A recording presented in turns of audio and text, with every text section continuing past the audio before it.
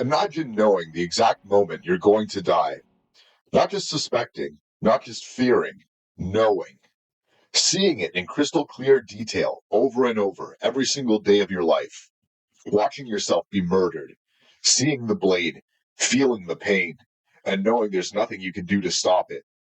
Now imagine you also see every betrayal, every atrocity, every moment of suffering that will ever happen to you and everybody around you. And you're 8 years old, alone in the darkest city in the galaxy.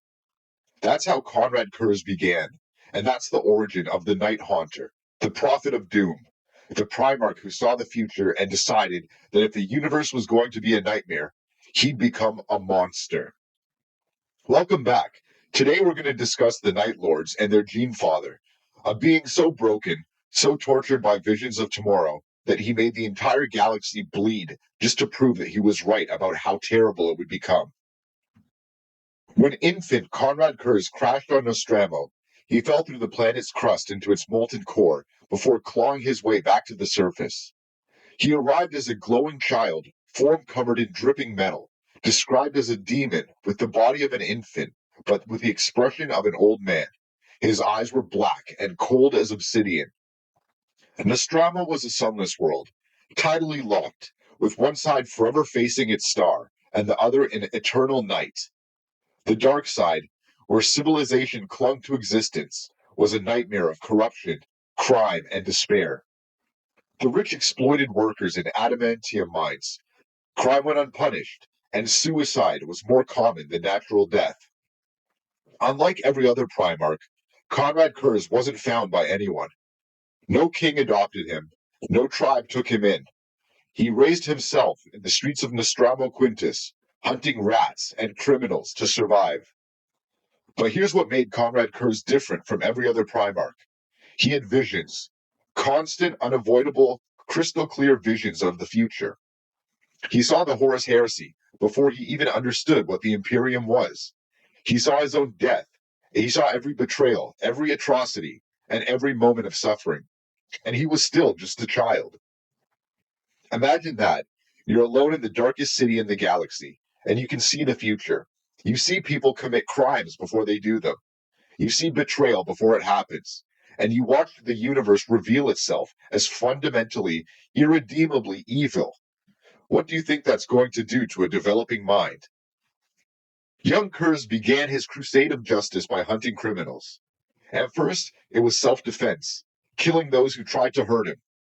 But as he grew, and as his visions intensified, it became something else. He saw what people would do, saw the crimes they'd commit, so he decided to kill them first. Bodies started appearing throughout Nostramo Quintus. Criminals found gutted like fish. Officials hanging from high windows. Body parts blocking drains. Many corpses were so horribly beaten that identification was impossible.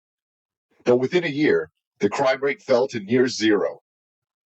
The city lived in absolute terror. People obeyed the law, not out of morality, but out of a fear. One wrong move, one criminal thought, and the thing in the darkness would find you. Eventually, Curze revealed himself to the surviving nobles and became the first monarch of Nostramo Quintus. He was considered a fair and temperate ruler, until word of some injustice would reach his ears.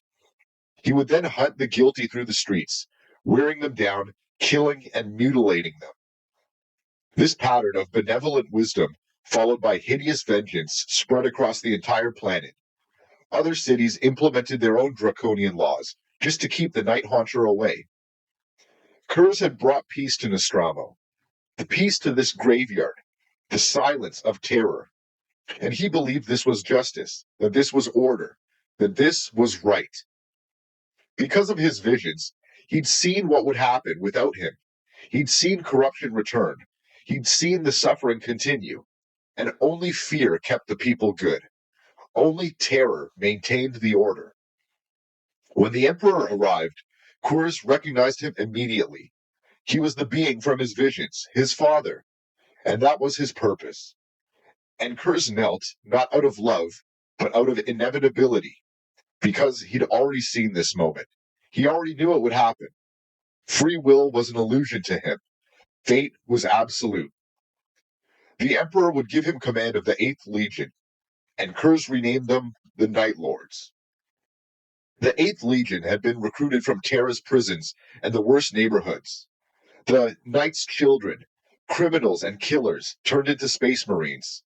They served as the Emperor's dirty secret, the force that was sent to do what couldn't be spoken of afterwards. Curze looked at these warriors and recognized himself in them. They understood that civilization was a thin veneer over savagery. They knew that people only behaved when they feared the consequences. Under Curze's command, the Night Lords became the Imperium's terror weapon. When a world refused compliance, the Night Lords didn't just conquer it, they made an example of it. Entire populations were flayed alive, cities burned with citizens still inside, corpses displayed in artistic arrangements designed to inspire maximum horror. And it worked. Horribly and brutally, it worked. Worlds would surrender at the mere rumor that the Night Lords were coming. Systems would pay all outstanding tithes, cease any illegal activities, execute the heretics and mutants, anything, to avoid the Night Haunter's attention. The Night Lords fought with terrifying efficiency, but other Primarchs were disturbed by their methods. Rogal, Dorn, and Vulkan openly criticized Curze's brutal tactics, but the Emperor said nothing. He did nothing. He allowed it to continue. To Curze, this silence was approval. If the Emperor truly objected, he would stop them. Therefore, the Emperor wanted this. He needed this. The Night Lords were doing exactly what they were designed to do. But something was rotting inside the Legion. Curze had intended to recruit only the best from Nostramo. But in his absence, the planet collapsed back into its old ways. The noble families, seeking to avoid imperial ties, emptied their prisons and sent murderers and thieves to join his legion. The Night Lords stopped being necessary monsters and just became monsters. They drew pleasure from torture, from terror, from making people suffer. What had been a grim tool became gleeful sadism.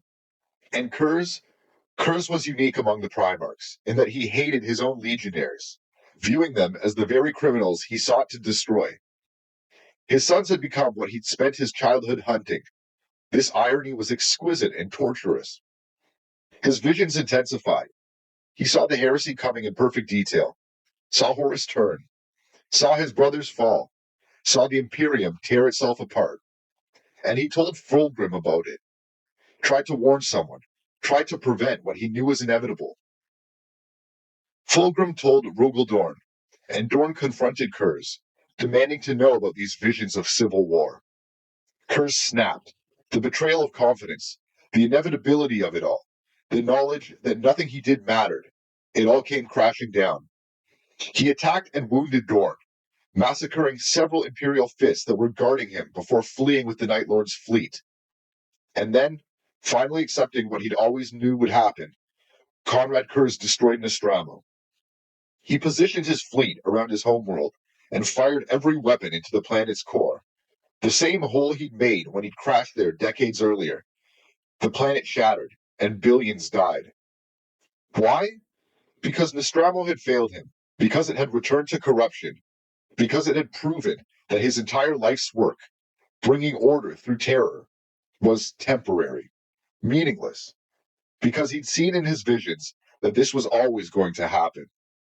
Or maybe it was because he wanted to prove that his visions were accurate, that fate was real, and that free will didn't exist. When you destroy your own world to prove you were right about how terrible it was, what does that make you?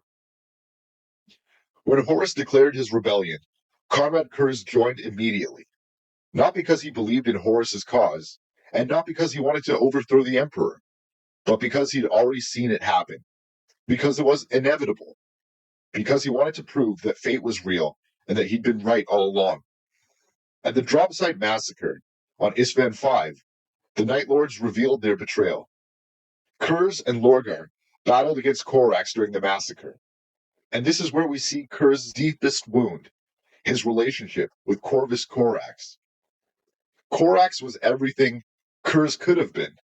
They looked similar, pale, dark-haired, gaunt, They fought similarly, with stealth, fear, and guerrilla tactics. They even had similar upbringings. Both were raised in darkness and oppression.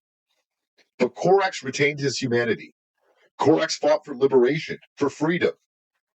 Corax used fear as a tool, but didn't revel in it. Corax proved that you could come from the darkness and still choose the light. Curze stated that he didn't hate any of his brothers except for Corax. Unsure if it was self-loathing or anger that Corax held on to his naive ideals despite his hellish upbringing. Corax was living proof that Curze's philosophy was wrong, that you could choose to be better, and that fate wasn't absolute. And Curze couldn't accept that, because if Corax could choose, then Curze could have chosen also. And that meant that every atrocity, every murder, every act of torture were choices, not fate, choices. After the massacre, Curze captured Vulkan, and for months he tortured the Salamander's Primarch in every way imaginable, with fire, blades, flaying, crushing, every torment that Curze could devise. Because Vulkan was a perpetual who couldn't permanently die, the torture would continue indefinitely. Why did Curze do this? To break him? Was he trying to prove something? Or because Curze needed someone to understand his pain, and the only way he knew was to communicate his pain through suffering? Vulkan eventually escaped, but the scars, physical and psychological, they never fully healed. Curze then fought a campaign against Lionel Johnson in the Thramis sector. 2 years of hit-and-run warfare, the Night Haunter against the Lord of Secrets. Eventually, Curze lured the lion to Sagwalsa and revealed his prophecies to him. The details of what was said remain classified, but we do know that whatever he said left the lion shaken. Throughout the heresy, Curze operated according to his visions. He didn't fight for Horus's victory. He knew Horus would lose. He fought because fighting was what his visions showed. He was a slave to fate, acting out a script that only he could see. And when Horus fell and the siege of Terra ended, when the traitors fled to the Eye of Terror, Curze didn't follow them. He went to Sagwalsa and waited for the ending that he'd always known was coming. On Sagwalsa, Konrad Curze built a palace and waited. His legion fell apart around him. Without his leadership and without any unifying purpose, the Night Lords fragmented into warbands. Some tried to claim leadership, but most just descended into piracy and raiding. Curze told his first captain, Talos Valkorad, "Many will claim to lead our legion after I'm gone. But I hate this legion, Talos. I destroyed this world to stop the poison, and I'll be vindicated soon. And the truest lesson of the Night Lords will be taught. Do you think I even care what happens to any of you after my death?" Well, he didn't. He never cared about any of his sons beyond what they represented. They were just more proof that his philosophy was correct, that fear and terror were the only things that worked. The Emperor sent in an assassin, Shen, a Calidus assassin, who infiltrated Curze's palace. And Curze, who could see the future, knew she was coming. He could have stopped her easily, but he did nothing. He let her enter, let her approach, and let her raise the blade. In his final moments, Curze spoke his last words, recorded, transmitted, and preserved for his legion to hear. He argued that his actions vindicated him, that the Emperor sending an assassin proved that terror and murder were the right tools, that if the Emperor truly believed in law and justice, he would have sent Curze to trial, not an assassin in the dead of night. Death is nothing compared to vindication, he said. And then Shen killed him. Unlike the other Primarchs, who met their end in battle, Curze welcomed his fate, believing it was all part of the grand design that he had foreseen. He'd seen his death since childhood, and by allowing it to happen exactly as he'd seen, he proved that his visions were real, that fate existed, and that free will was an illusion. But here's the question your Imperium will never answer. Did Curze die to prove his visions were accurate? Or did he make them accurate by refusing to fight his fate? If he'd chosen differently, if he actually tried to prevent his death, would the future have changed? Or was he so committed to his philosophy of inevitability that he sacrificed his own life just to prove he was right? Was Konrad Curze a prophet, or was he just a traumatized child with psychic powers who convinced himself that being unable to change his future meant he shouldn't even try? After Curze's death, the Night Lords shattered completely. Without their Primarch, without any central authority, they became what they'd always threatened to become: pirates, raiders, mercenaries, selling their services to the highest bidder. They operate from the Eye of Terror, but unlike other legions, they're not unified. Each warband follows its own leader, pursues its own objectives. Some seek vengeance against the Imperium. Others just want wealth or slaves. Most are simply addicted to the terror that they inflict. The Night Lords are unique among Space Marines because most of them don't worship chaos. They scorn faith and respect only temporal power. Many consider themselves free from chaos's taint, despising those they deem corrupted. They see chaos worship as weakness, as surrendering yourself to powers beyond your control. They prefer to remain pure, undivided, uncorrupted, free to choose their own path. The irony, of course, is that Curze believed free will didn't exist. His sons now cling to the illusion of choice, while acting exactly like their gene father programmed them to. The Night Lords, they still use terror as their primary weapon. They skin their enemies alive and wear their flesh as cloaks. They broadcast the screams of the tortured to demoralize defenders. They strike from the darkness, inflict maximum psychological damage, and then vanish before reinforcements arrive. But Curze himself, he's dead, truly dead. One of the few Primarchs who's confirmed that his death was permanent. No demon prince ascension, no mysterious disappearance, and no possibility of his return. His body was recovered, and his gene seed harvested. But Konrad Curze, as a person, is gone forever. And maybe that's fitting, because Curze wanted to prove that his death was inevitable, that his fate couldn't be escaped. So he got his wish.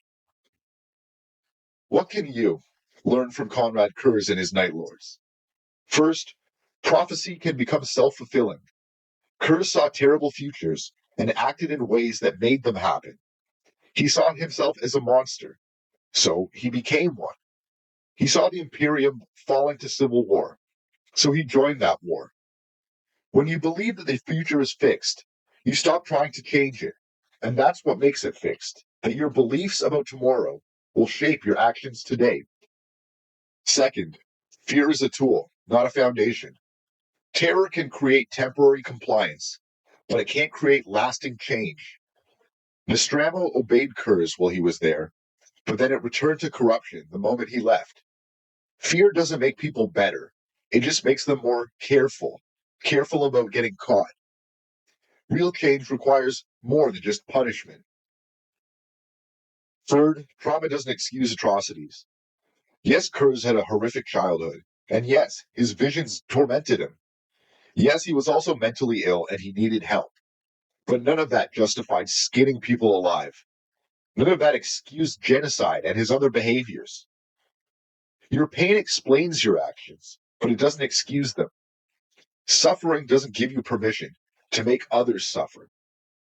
Fourth, choosing to be right over being helpful is a form of cowardice. Curze could have tried to prevent the heresy. He could have worked to change the future that he saw. Instead, he let it happen so that he could prove his visions were accurate. He valued being right more than being good. And that's not wisdom. That's ego wrapped in philosophy. Fifth, hating what you are doesn't change what you are. Curze hated his legion. He hated himself. He saw clearly what he'd become. But rather than try to change, rather than try to be better, he just wallowed in self-loathing while continuing to do the same things. Recognition without action is just sophisticated self-pity. And finally, sometimes choosing death is just giving up.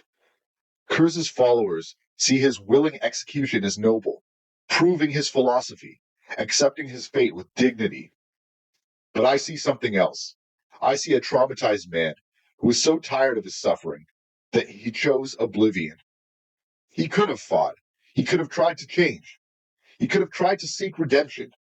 But instead, he let an assassin kill him, and he called it vindication. That's not strength. That's surrender. So there you have it. Konrad Curze, the Night Haunter, the Prophet of Doom, the Primarch who saw the future and decided that since he couldn't change it, he'd make it worse. The Imperium will tell you he was a monster, a madman, a cautionary tale about what happens when you embrace the darkness instead of fighting it. And they're right, but they're also missing the point. Because Konrad Curze wasn't born a monster. He was made one by a childhood of absolute isolation, by visions that showed him only horror, and by a universe that proved over and over that his darkest predictions were correct. He wanted to be vindicated. He wanted to prove his philosophy was right, that fear was the only real power, that fate was absolute, that free will was an illusion. And he was vindicated. The Emperor did send an assassin instead of offering justice. The Imperium did fall into civil war, exactly as he foresaw. And his legion, they did become the very criminals he'd spent his life hunting. Everything he predicted came true. But here's what Curze never understood. Just because you can predict something doesn't mean you couldn't have prevented it. Just because you saw a terrible future doesn't mean it's the only possible future. Corax proved that. Corax came from a similar darkness, but he chose the light. Corax experienced similar trauma, and he chose compassion. Corax was everything Curze could have been if he just tried to be better instead of trying to be right. The Night Lords, they continue raiding. They continue terrorizing. Continue proving that their dead Primarch's philosophy, that fear is the only true, real power. Well, they're wrong, because fear doesn't create loyalty. Fear doesn't inspire greatness, and fear doesn't build anything lasting. Fear is what you use when you've given up on everything else. Konrad Curze gave up before he even started. He saw the darkness and became it. He saw horror and embraced it. He saw his own death and walked into it with his open arms. That's not wisdom, that's not strength, and it's not vindication. It's just tragedy. Well, that's all for now. Next time, we'll discuss a Primarch who actually tried to save people instead of just proving they were doomed. And again, dear listeners, the galaxy is full of lies, and I'm still here, burning them away.